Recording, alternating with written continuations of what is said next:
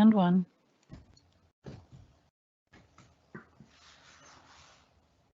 Ladies and gentlemen, hello and welcome to today's Partner Web Conference. This is Fast Track Dynamics 365 for Supply Chain Management Tech Talk. Today's topic, the basics of MRP. My name is Janice and I'm going to be your moderator today.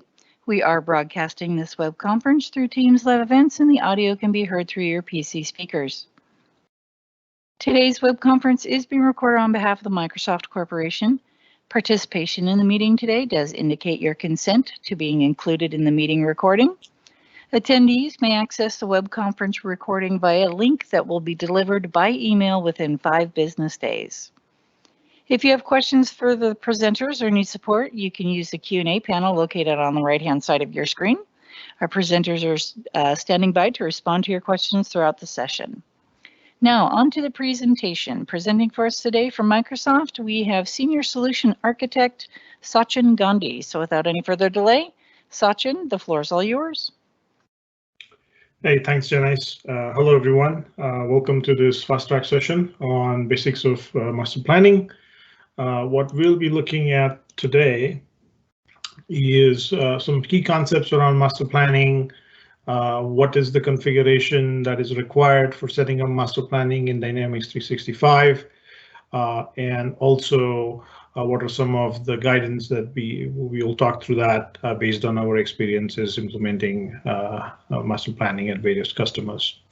What we won't be covering specifically today is advanced planning scenarios. We plan to do a tech talk later on some advanced planning scenarios, and we won't be specifically going into demand forecasting and forecast planning, as we also plan to do a specific session around demand forecasting. All right, so moving on to the agenda, we will look at the master planning overview, what master planning is, what it can do, and then we will look at what are some of the considerations you have to think through in terms of setting up master planning and the setup required. We'll be going into the concepts of coverage group, so coverage settings that are required, and then we will kind of do a demonstration of how to set up master planning and how to run a master plan and look at the plan orders that it generates. All right, so let's get started with master planning overview. So what is master planning? So master planning to me is basically the process by which we balance our demand and supply, or in other words, our receipts and our issues. So master planning will get input based on the setup that we will do in the 365. It will get input from the gross requirements. So if you're kind of doing some forecast planning or inputting your demand for the coming months, then master planning will take that gross requirement into account. It will look at the demand originating from sales orders, also from production line. So if you're producing something and you need raw materials to produce or manufacture those parts, then master planning will look at what's the demand for those raw materials and take that into account as well. And master planning will also look at what existing purchase orders you have with your vendors, what's the supply that's coming in through those purchase orders, and what are you already producing, and what is the expected supply from those production orders that will be coming in. And master planning will calculate based on all those inputs the net requirements to say what is required and when, and then it will generate a plan to ensure that there is enough supply at those enough supply at the right time, so that your supply chain is balanced.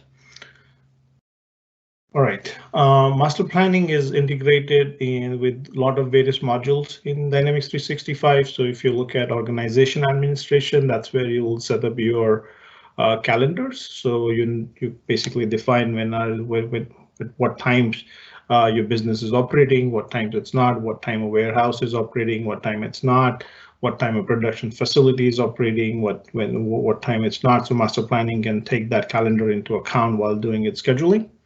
Organization administration is also where you go define your machines and your resources. Sales and marketing, that's where you will go and create your quotations and sales orders, and that's the demand signal for master planning. Master planning will look at your inventory in the inventory and warehousing management modules to figure out how much inventory you got at which warehouse, so it understands what already you have on hand, what's needed at what warehouse at what time, and take those input into its account while calculating the net requirement. It will also look at the production control module. It's actually heavily integrated with the production control module. So it will be looking at what existing production orders you have, what's the supply coming in through those production orders, as well as it will be generating planned production orders and doing scheduling on your manufacturing resources, on your machines and your human resources. So it's very heavily integrated with production control.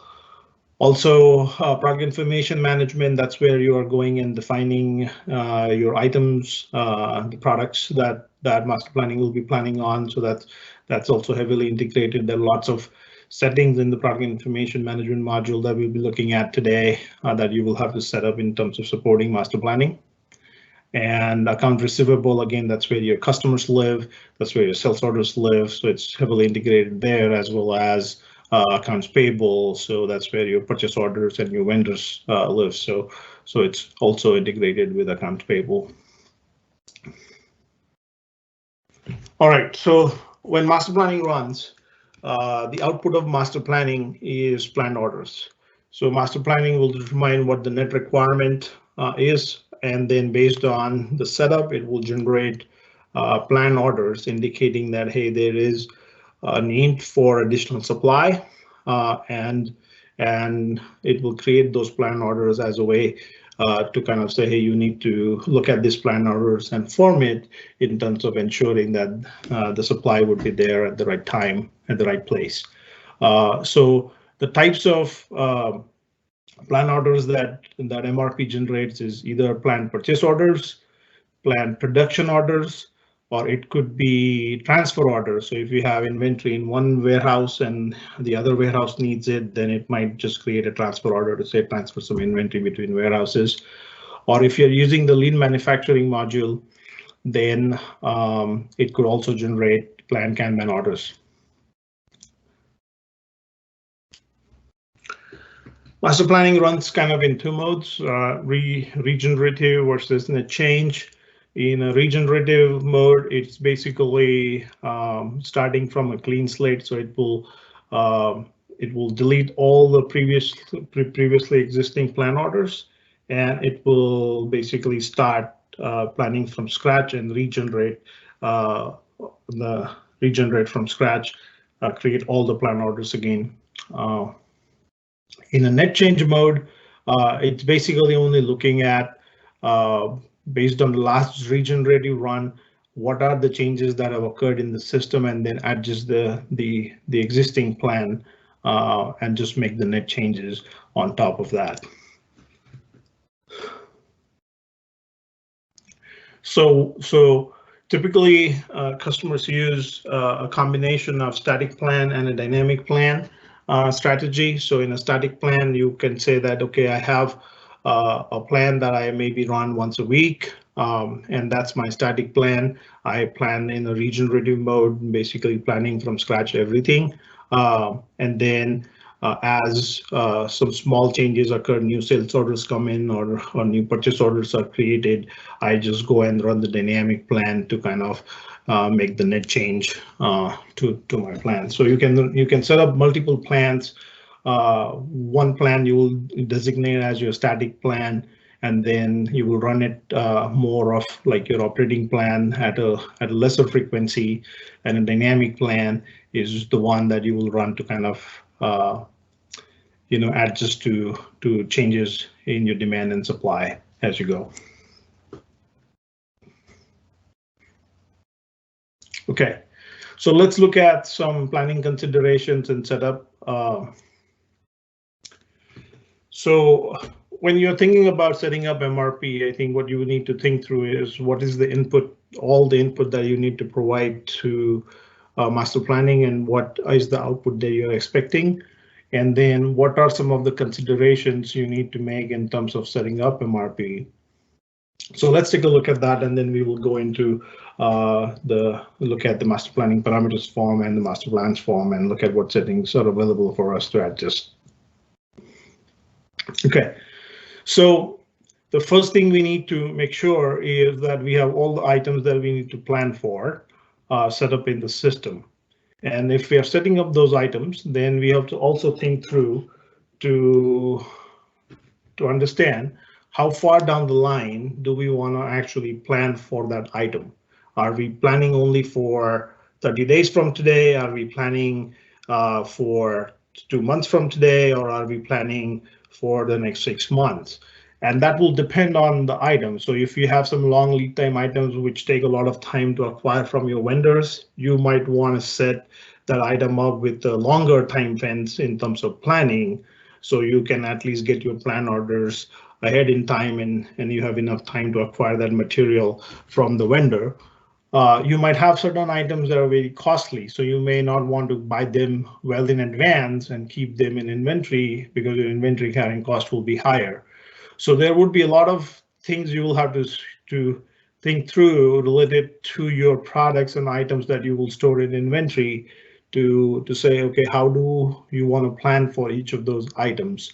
And based on that, what either you will come up with is basically a grouping of items that would have similar planning needs, and you will bundle the settings for those in a coverage group. Or you might have certain items that don't actually fit in the group, and you might be able to go and overwrite some of those master planning settings in item coverage, which is specific to that individual item. Master planning will take into account what warehouses you have and what is the inventory, on-hand inventory in those warehouses. It will take a look at the calendars you have set up, operating hours for your warehouses, for your manufacturing locations. And then it will also take a look at dimensions like your site, your warehouse, your product dimensions like your size, color, configuration. And it will look at your existing sales orders, purchase orders, production orders. It could also look at your quotations. And based on all of that input, it will go and generate planned purchase orders or planned production orders or planned transfer orders. So I think all these things we have to make sure that we have actually set up in the system, thought through before we start configuring master planning. The other considerations you have to make is, okay, how is the demand signal for a particular product going to come from? Is that product something customers are ordering well in advance, allowing you enough time to then go and acquire the raw material needed or source that item from a vendor? Or you need to basically do some forecasting because you don't have enough time and customers are only placing their orders a few days in advance. So that's where you have to think through whether you want to do forecast scheduling and input a forecast to the system or not, because master planning will then determine if would use that forecast for generating the plan orders. You also have to think through your inventory levels. What are the appropriate inventory levels for the items? You don't want to order too much because you may not have enough space in your warehouse, and you might have inventory sitting for a long time. You may not want to order too little, risking the possibility of a stock out, or also not being able to deliver your sales orders on time. And you probably want to spend some time is to say what will be the optimum inventory levels for the various items, and then configure accordingly. And then you have to also think through is how many times you're going to run master planning. Are you going to use kind of a one plan or a two plan strategy? Maybe I just run planning once a week or once every 2 weeks, or I run master planning every day. And I use a static plan and a dynamic plan.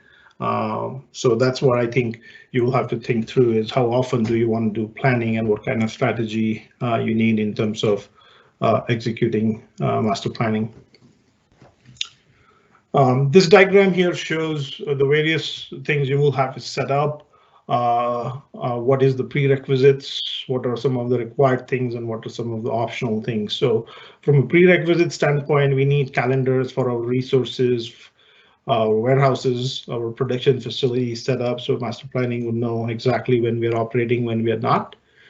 We need to make sure our account receivable module is fully set up. That's where our customers live. We'll have to make sure accounts payable is set up, and the vendors are defined for all the items that we need to source. Product information management, that's where you're creating your release products and the various settings on the release product. For example, the coverage group default on that. And you'll have to make sure your inventory management module is fully set up, warehouses are defined, the sites are defined. If you are doing any forecasting, then forecast models are defined. And then on the master planning side, you need to make sure that you have journal names defined for item coverage. You have, if you're using forecast plans, then forecast plans are defined. Obviously, you have to create your master plans to run master planning.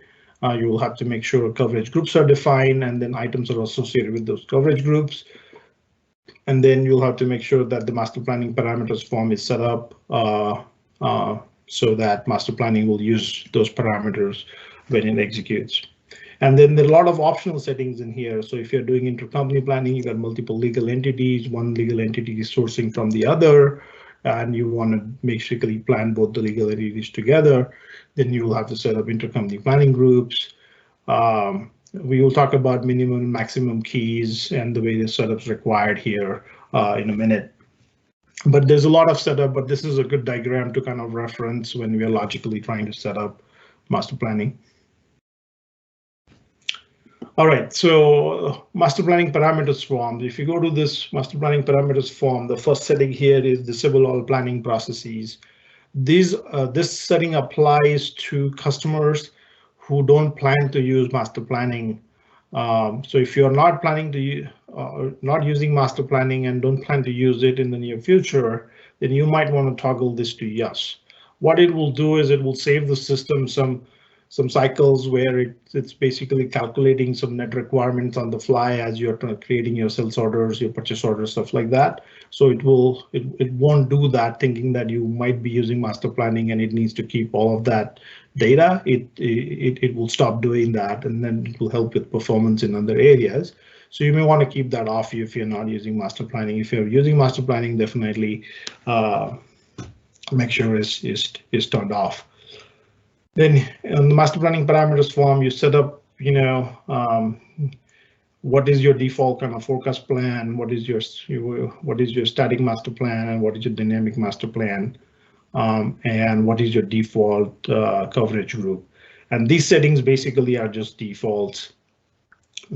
There is also a time you're specifying to say what is the time in a day.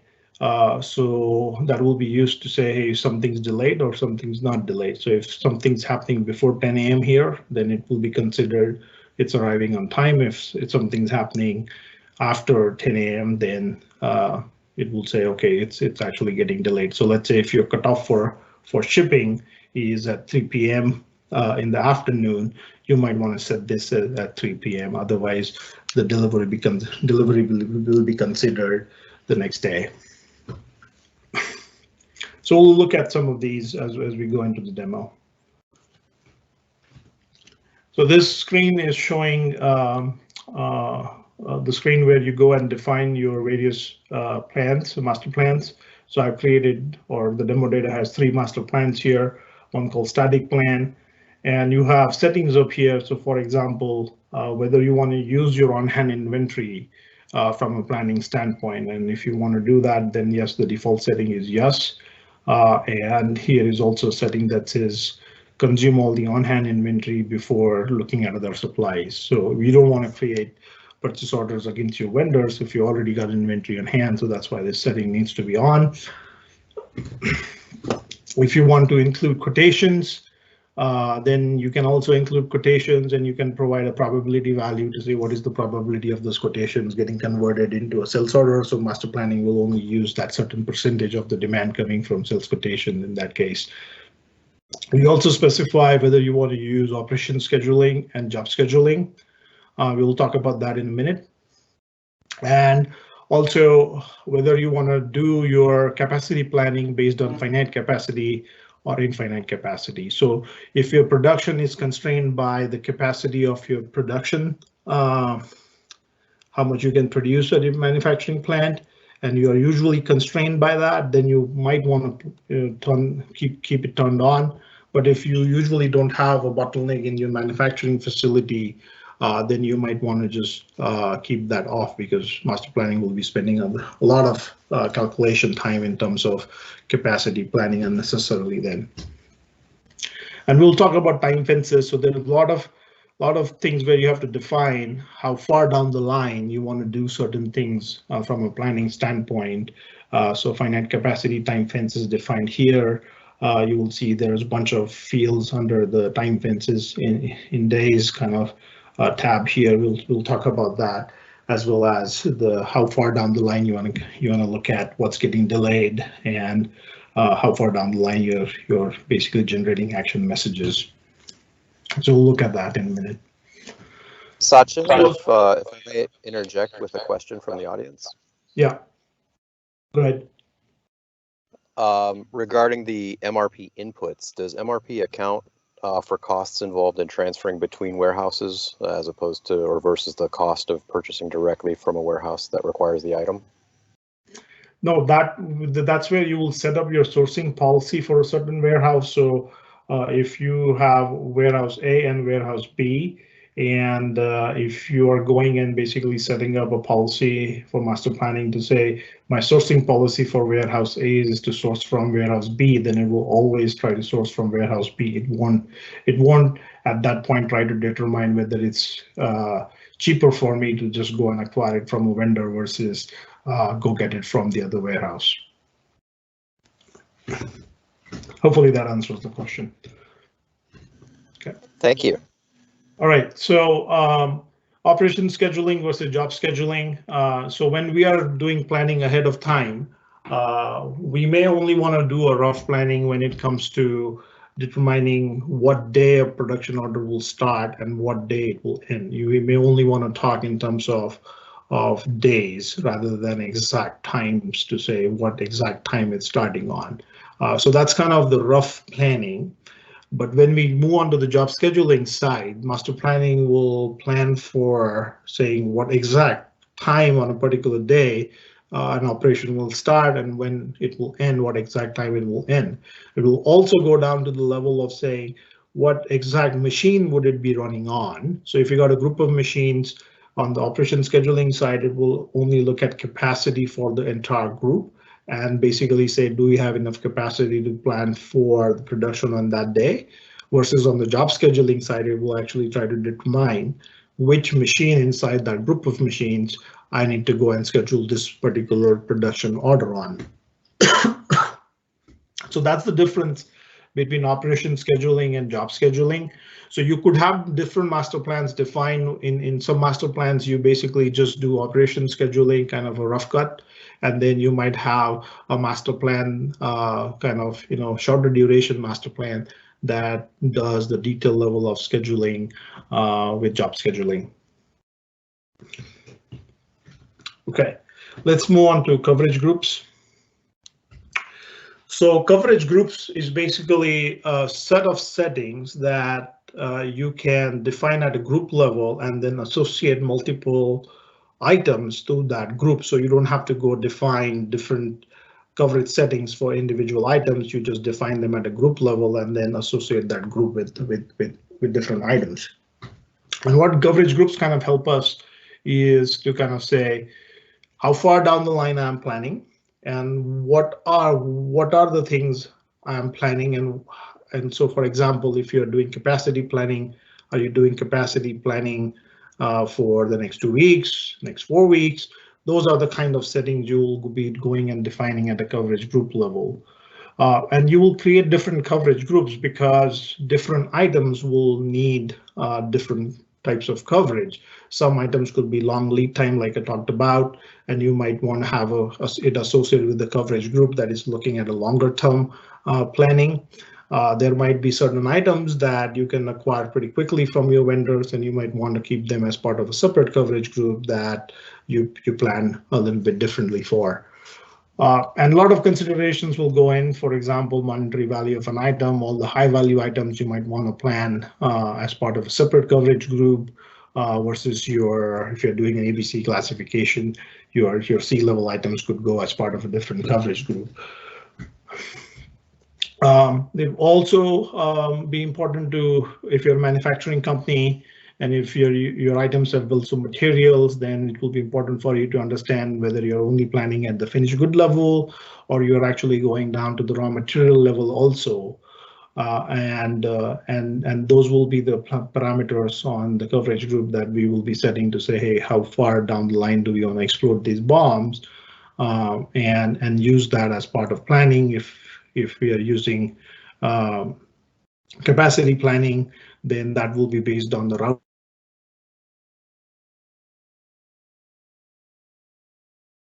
Look at what resources are needed for a particular operation and try to do the capacity planning around those. But here's the way you will control how far down the line you want to plan those things out. And also similarly, how far down the line you want to calculate where something's delayed or something could be optimized. And that's the action messages and the delays calculation, how far down the line you want to do that, and how planned production orders are managed.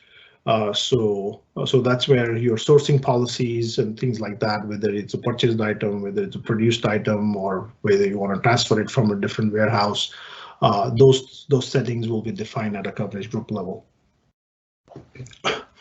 So here is a form where we define the different coverage groups. So you can see I have a coverage group defined here for a 20-day period, and then I have another one for 1-day period. So planning items that I'm only planning at a 1-day level could go in the period 1, and items that are planning at a 20-day period then could go in the 20-day period. So the first setting that is important on a coverage group is the coverage code. And there are a few different coverage codes. We will talk about it in the next slide. But what I want you to pay attention here is the coverage time frames, okay? And then negative days and positive days. All these settings we have to define on the coverage group form. Bomb explosion, how far down the line we are doing that. Capacities, scheduling time frames, how far down the line we are doing that. If we are doing automatic firming of production orders, then how many days ahead of time we do that. If we are freezing certain planned production orders, how far down the line we do that. So all these settings are defined at a coverage group level. Similarly, how far down the line we are doing action messages and delay messages is also defined at a group level, and then you will associate this group to individual items. We will see that in a demo. Okay, so let's talk about coverage code. So different items you might want to have a different strategy in terms of how you source it. So let's say you have an item that gets sold multiple times in a period of a week, 7 days here. So some items getting deduced from inventory here, then here, and then from here. So that will bring our inventory down from a safety stock level. So when you have the coverage code set to a period and you have the period defined, and in this case, the period is defined as 7 days, what master planning will basically look at is buckets of 7 days in the future. What's the demand for those 7 days? And to make sure that that demand is met by supply, it will create one supply at the beginning of the period. So here is one supply that satisfies the requirement during this 7-day period. And then there is another supply or another planned production or purchase order that will supply for the demand in the second period here. Okay. So you have a coverage time frame that covers 2 weeks or 14 days, and you have 2 periods in that 14-day, and we have one supply per period. So that's what a period does. So if you want to have certain things that you order on a weekly basis, that probably will be the mode where you set the coverage group with a coverage code of period and the period duration being 7 days. If you plan something at a monthly basis, then you might have a coverage code of type period with a coverage period set to 30 days. And the second type of coverage code is a requirement, and this is probably the most straightforward one.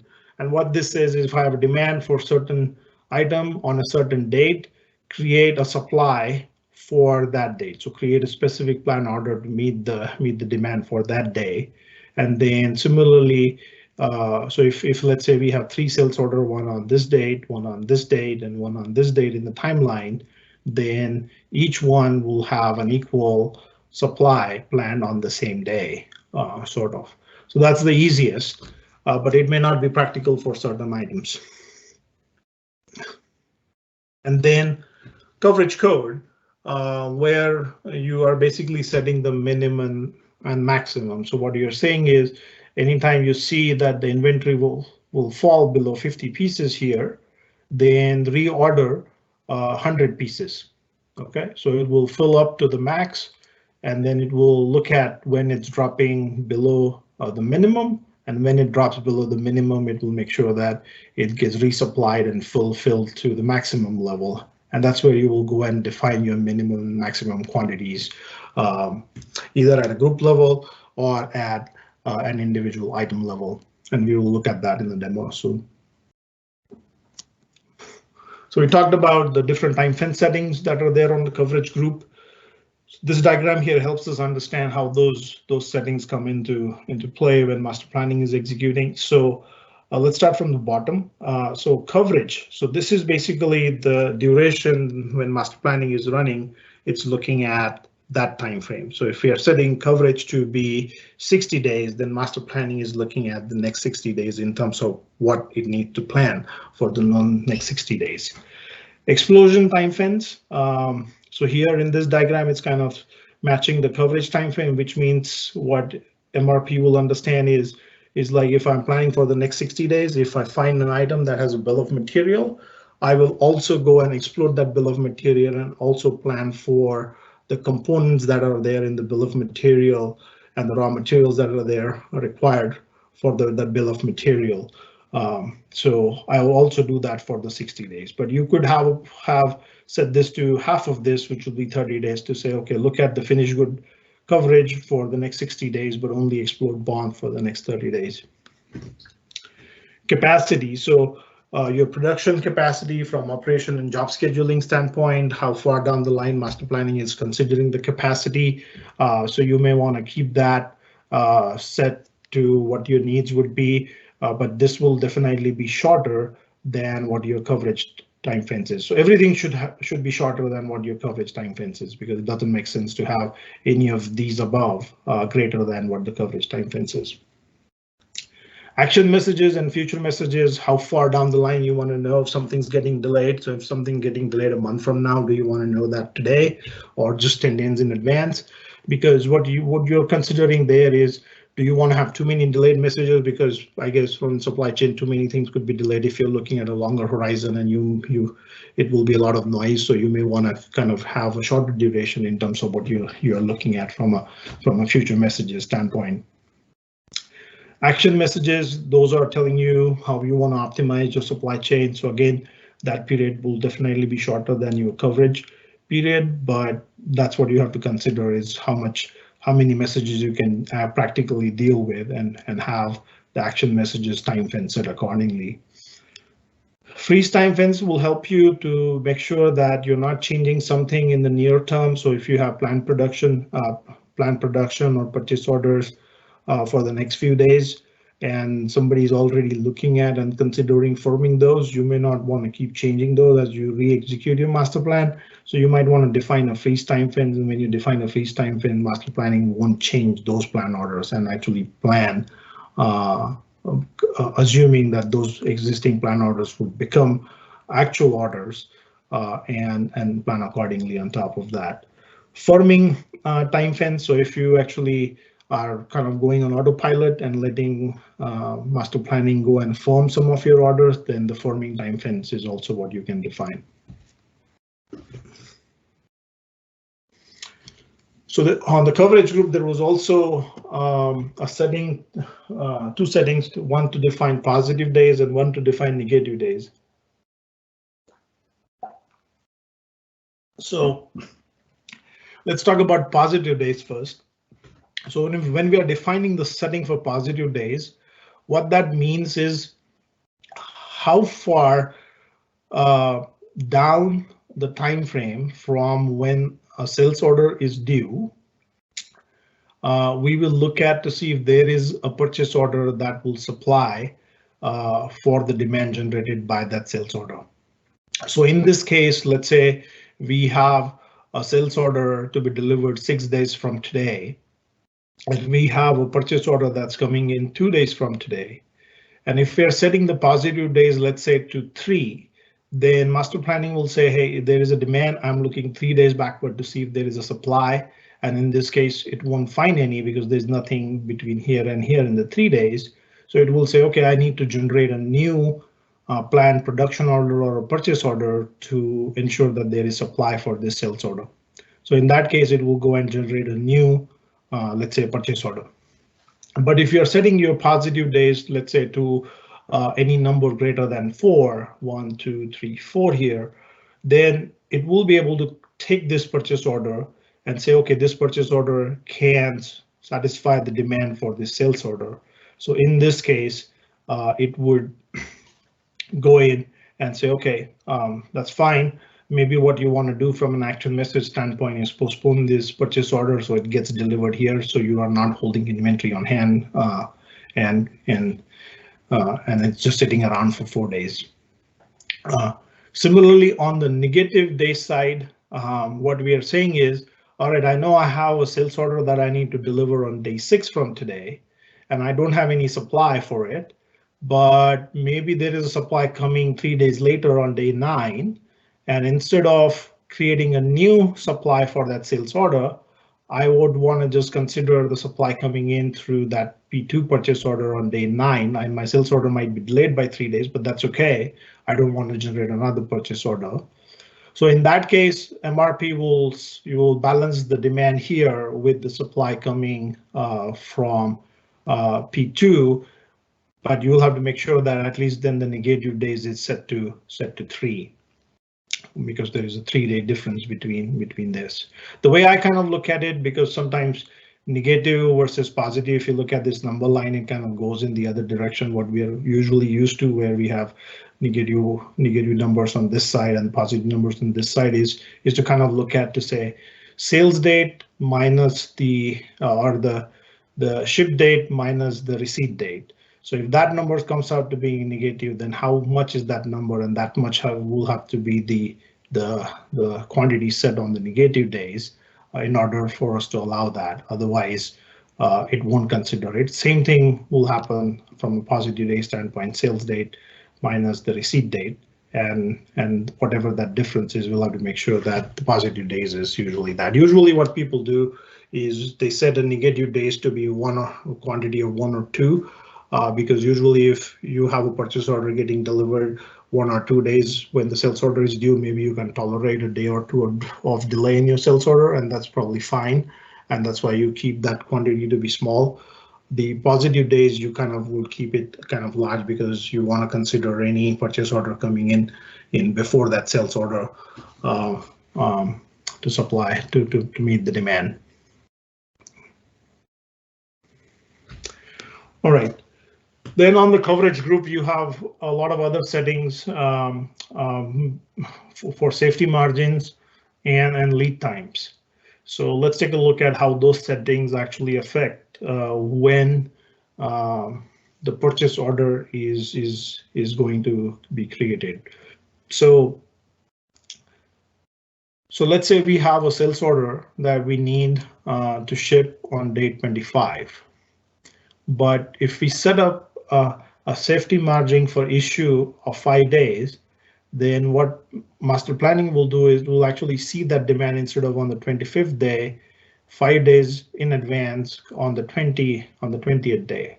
Okay, so it will move that demand 5 days ahead in time, and it will say, okay, I need to satisfy that demand here on day 20. But you also have a receipt safety margin. Then it will again say, okay, I know the demand is here, but I need to receive the material at least 5 days in advance to maintain safety net. So it will move the receipt date to day 15 here. And if you have a 5-day lead time to acquire that material from the vendor, then master planning will understand that, okay, the purchase order needs to be sent 5 days in advance. So it will move it to day 10. And if you have a reorder safety margin also, then it will say, okay, you actually need to create that purchase order another 5 days in advance to move that here on the 5th. So it will see with these safety margins of 20 days when your demand is actually there and when the purchase order needs to be placed to maintain those safety margins. It will add that slack in the system, so you don't have you can maintain those safety net and you don't have stock out or delays in receipt from the vendors, and still your supply chain working fine. And on that note, we have 20 minutes of safety margin here to accommodate your demo, and we have a lot of questions piling up. So, okay, I'll try to speed up a little bit. Okay. Something quick on the action messages. So in this diagram, what we could see is we have a production order starting here, and we have raw material getting delivered here from the purchase order, and we will be producing things in advance and we'll be keeping them on hand. So action messages are helping us kind of to say how can we optimize our supply chain. So it's saying why produce this in advance? Let's move this. Let's delay this this production order by this much time here, and also delay this purchase. So we are not holding finished good inventory on hand for a longer time. So that's what action messages are kind of helping us do.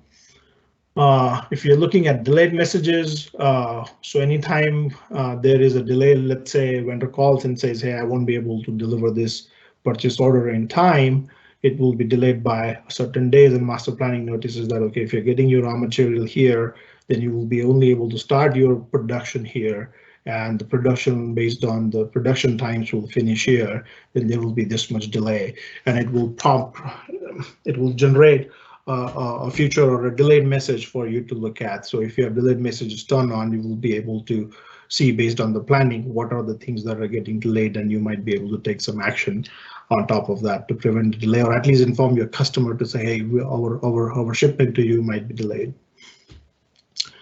This diagram is kind of saying the same thing. Let's say a sales was planned at this point, so the supply was also planned on this time. But if the supply is getting delayed, then master planning will tell you that your sales order is also going to get delayed, and the sales order will have a future message on it. Okay, so let me quickly cover coverage settings, and then we'll go into the demo. So, so coverage group, you're kind of defining settings at a group level, but you could actually also go down into item coverage and then override some of the settings you have defined at a group level at individual item level. So let's take a look at that in a demo quickly. And you can also have a safety stock journal in Dynamics 365 where you can go and define safety stock level for different items at different sites and warehouses. And the system will try to ensure that whatever demand is there, it will add the demand from the safety stock. And basically when it generates the plan order quantities will be adjusted based on the safety stock quantities and your existing demand as well. So we can define these coverage settings at a master planning parameters form, which is basically where they apply to default setting for everything. And then those default settings we can override at the release products form. That's where we select what coverage group we need for the item. And so that's at the group level. And then item coverage helps us define these coverage settings at an individual item level. Okay, so I'll cover this. I'll show you going into item coverage and manipulating some settings there and looking at the results in master planning. And then there is a safety stock journal. You can go and define your journal line. So here I have an item H100, and I can say for site 1, warehouse 11, my safety stock is 10. So master planning will add that into its calculation and make sure that it maintains that safety stock. Okay, so let me jump into the demo quickly. All right.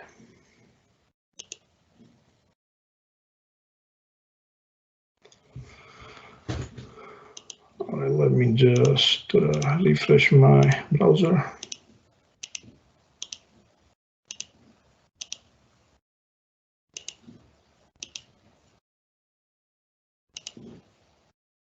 Okay. So what I've done for the demo is I've set up some few simple products here. So I have a product name S101 that I have set up. It's a purchase order. So if I go into default order setting, it's the default order type is purchase orders. And I have also set up another item here called H100, which is the one that I want to demo from a manufacturing standpoint. So it has a default order type of production.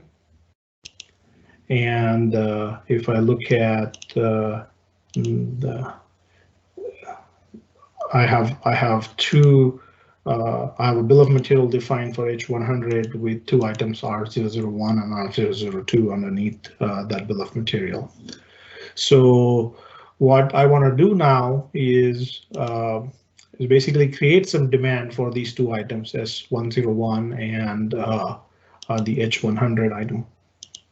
So I'll go and create a new sales order.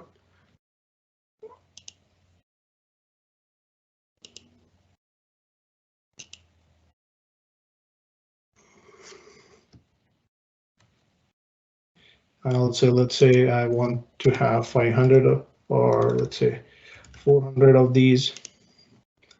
And then I want to create H100 and I say I want to have 10 of these in my sales order.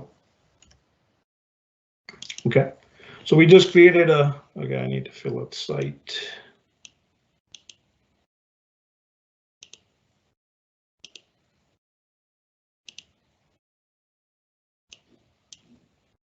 Okay, so I just created a sales order with these two items, signaling some demand for these two items. So now let me go into master planning and I will go and execute master planning. And for this demo, I've just put in a filter to just plan for those 4 items that I'm actually concerned about right now.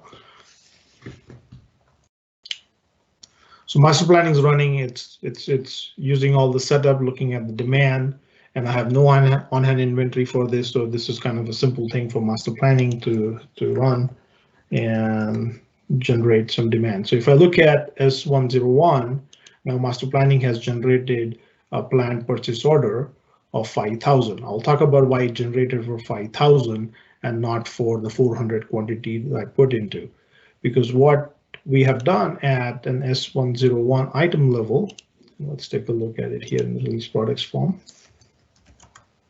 is we have defined an item coverage specific to S101, where we are setting up the coverage code to be min max. So what we are saying is anytime my inventory falls below 500, I want to create a planned order for 5,000. Okay, so if I were to uncheck this override, so let me clear these two. Check this override, then it will default back to the coverage group that's set up on that item master. So if I look at S101 on the plan tab, I have a coverage group of type group. And if I run master planning now,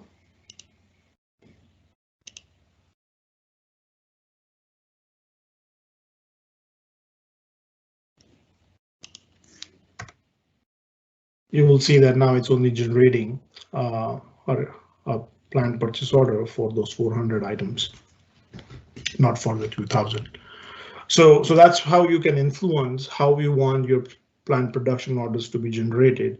I could again change that coverage group from group to requirement, and if I have 2 sales orders on 2 different dates, I will see 2 different purchase orders for that. Or you can have a coverage period defined there to say I want to plan for 15 days, and any demand in that 15 days gets clubbed into a single plan order, and master planning can do that for you. Looking at the item H100, you'll see I'd created sales order with quantity 10, so it's creating a planned production order for H100 for quantity 10. But since I have the explosion time fence covering the bill of material for H100, I'm also getting a demand for that raw material being considered by master planning. It's also generating a purchase order for that raw material. Same thing for R002. So that's how master planning basically is taking your item setup, what coverage group you have defined on the item, or if you have item coverage defined on that individual item into account in terms of generating either your planned purchase order or your planned production order. You can also, at a coverage group level, define all these different settings to control how far down the line you're planning and how far down the line you want to generate or explode bombs or do capacity planning.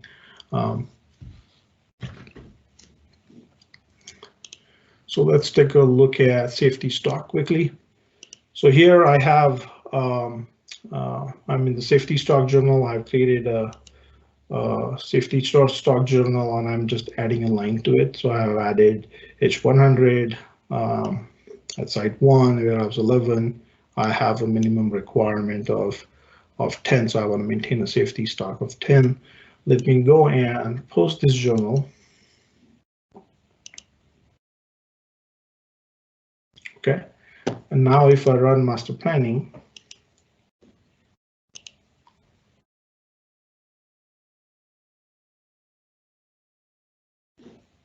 and look at the requirement for H100, you would see that it has now created 2 requirements, for one to satisfy my sales order with demand of 10 and one to satisfy my safety stock for 10. I could change the coverage settings on these 2. So instead of generating 2 separate plan orders for 10 and 10, it could go and generate 1 plan order with the quantity of 20. You don't have to necessarily do it at that level. It will be nice if MRP just did it for you, but if you are a person who is actually responsible for firming those production orders, could actually then select both of these 2 and also manually go and group them together. So it becomes 1 production order, 1 planned production order with a quantity of 20. So you can do that with purchase order, transfer orders, production orders alike. All right, I think we can probably stop here and take some questions. Rick, how do you want to do this? You want to read and then I answer, or? I think I have an echo when I talk, so if you can pull the questions up, that'd probably be ideal. Okay. So I'm looking at the Q&A panel. Let me read through this. Will you be able to share the PPT? Yes, definitely. We will share the PPT.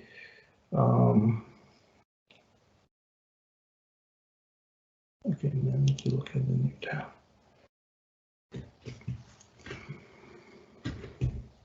Okay, static plan is operations plan and dynamic plan is job plan. If static plan is copied to dynamic plan automatically, how do we attain that dynamic plan is job plan? So what you would probably want to do in that case is to say, if you're doing job planning, you're probably not doing job planning for the same duration for which you're running static plan. So you might want to create a different plan that is using job scheduling, and you run it, like the static plan, and then you have a dynamic plan on top of that static plan to adapt to any changes that happen afterwards.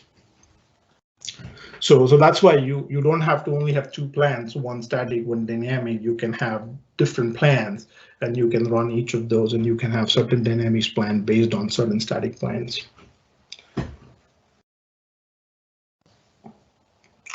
Okay, hello, what happened with period coverage if I use a period of 5 days, 5 open days per week, and MRP run each day? On day +4, we have a planned production order for period day +4, day +9, period 5 is okay if I confirm once a week. I'm not exactly sure I understand that question at this point, but I think what I would maybe say is just set it up in a test environment and try it, how it's exactly behaving. That probably will help you get closer to the answer. We may have many variable routes that make it difficult to measure capacity. So if you have many different routes, when you go to a particular sales order, so if I have different routes for H100, let's say, I could then go and at least make sure that on my product page, I have the right route and BOM selected. So when master planning runs, it will take whatever is associated with that particular sales line. So if you're using different routes for that same item, you may want to default it on the sales order, and then master planning will plan based on the route that's associated with that line in the sales order.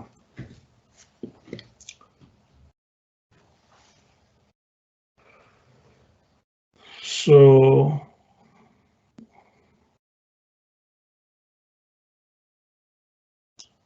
yeah, then there's another question from David. Can we run operation schedule and leave the job schedule out to be done manually? Yes. So when you're defining, you could just do master planning based on operation schedule, and when it generates your production order and you form the production order, you can run the job scheduling there on the production order. You don't have to do it as part of master planning necessarily.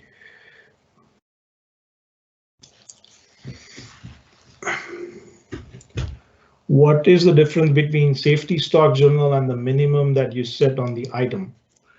So that's again a consideration, whether you kind of want to use the minimum from the minimum maximum keys, or you want to use the safety stock journal. If you are using the min-max strategy on the coverage good itself, you could basically consider that you don't have to go and create a separate safety stock journal. You can just control it by the min setting on the min-max coverage group. But if you have items that you have either set with the coverage code of requirement as group level or at a period, then you might also use the safety stock to say safety stock is coming from the safety stock journal, because you're not necessarily defining min and max on those items.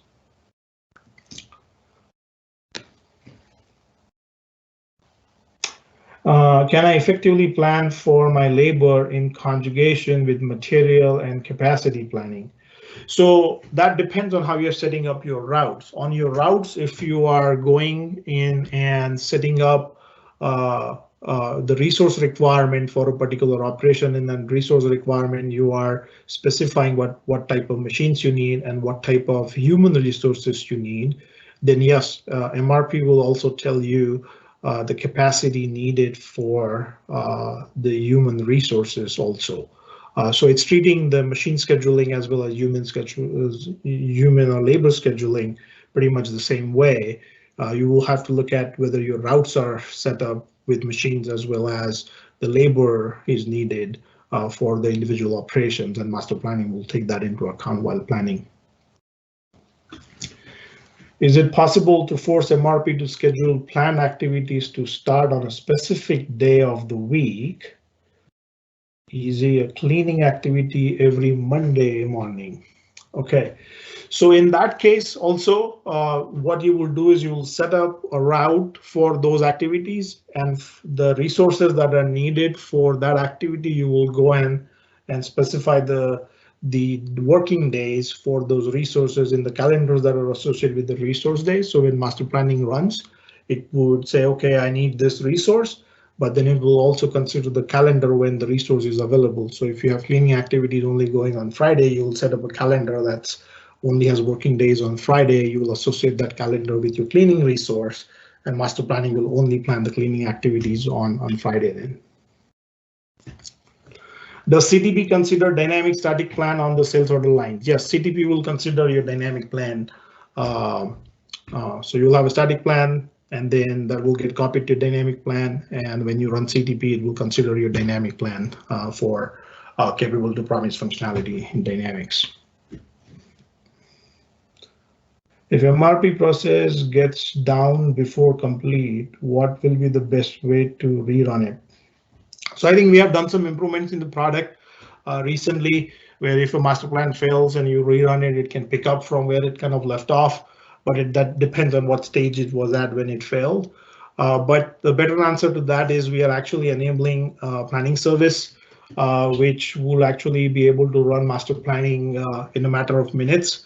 So even if it fails, you can rerun the whole thing and it will work kind of in minutes. So the whole days where we used to wait hours and hours to run master planning are basically now changing over to where we can run master planning, even large workloads, basically in a matter of minutes. So I have put a link for that. Let me pull up my deck.